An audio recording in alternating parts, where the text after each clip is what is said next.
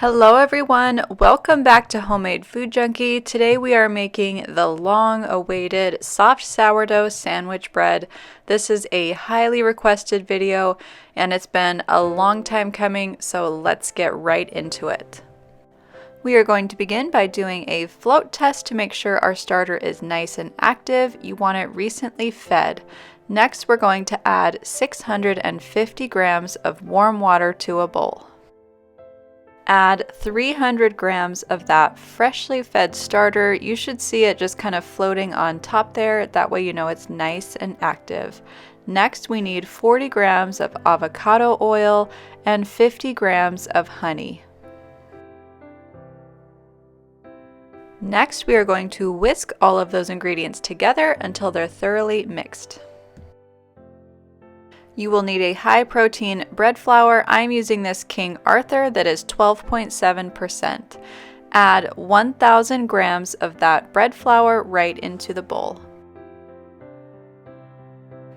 I like to start mixing it together with a spatula just to start combining those ingredients, and then you're going to want wet hands, and you can just finish it off with your hands until the dough forms a shaggy looking ball. We are going to set that dough aside for 1 hour to let it autolyze. Next, we're going to add 20 grams of salt right on top of the dough, and we're going to drive it in with our hands using kind of a pinching motion. We're going to rest the dough an additional 30 minutes, and then we're going to begin stretch and folds. As you can see, I'm grabbing one side of the dough, bringing it up and folding it over, and you do that a quarter turn each until you've folded it 4 different ways. Rest for 30 minutes in between stretch and folds. I'm using wet hands so the dough does not stick, and again, I'm bringing it up and folding it over 4 times per stretch and fold. Every time we rest it, you can see that the gluten is developing and the dough is getting a little bit stretchier and stronger every time we do the stretch and folds. This is my 4th and final stretch and fold, and you can see how much the elasticity in the dough has changed.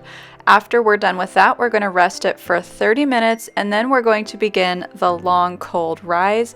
And this just means you're going to put it in the fridge for 12 hours. I actually put mine in for 36, and it was fantastic. When you're ready to work with the dough again after the long cold rise, you're going to want to have it on the counter for 2 hours before releasing it from the bowl.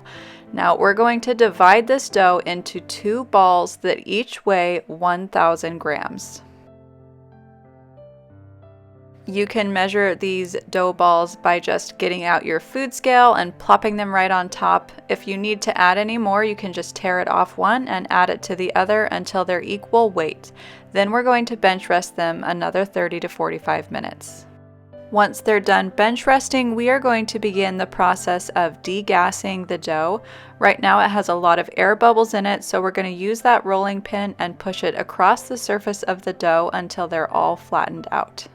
We're going to shape the dough into a rectangle, and then we're going to fold each side over into the middle until we have this seam running down the middle. Now you're going to fold the 2 top corners and kind of tuck it into a point. Use your hands and tightly roll the ball, getting out all the air pockets as you roll it up.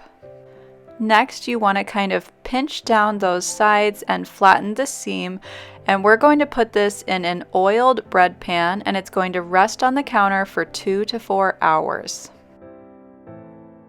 We are going to brush the top of the loaves with an egg wash. One of the loaves looks a little bit different because we made it a cinnamon raisin bread, and I will have a video out on that soon, and I will link it below. We are going to make 3 diagonal cuts with a lame knife, and then we're going to pop it in this oven that has a water bath, and it's heated to 400 degrees.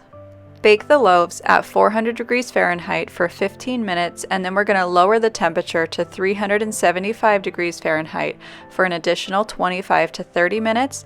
You want to check the internal temperature of the bread and make sure it's 200 degrees Fahrenheit, and then we're just going to pop it out of the pan. If you have some trouble, you can use a butter knife around the edges. And that is it. That is the delicious soft sourdough sandwich bread. I hope you guys try this recipe out. If you're into sourdough, this is one that you need to add to your collection. It's just an amazing bread recipe and it makes the best sandwiches and toast. I hope you guys have a wonderful day. Thanks for stopping by Homemade Food Junkie. Please like and subscribe, and we will see you later. Bye-bye.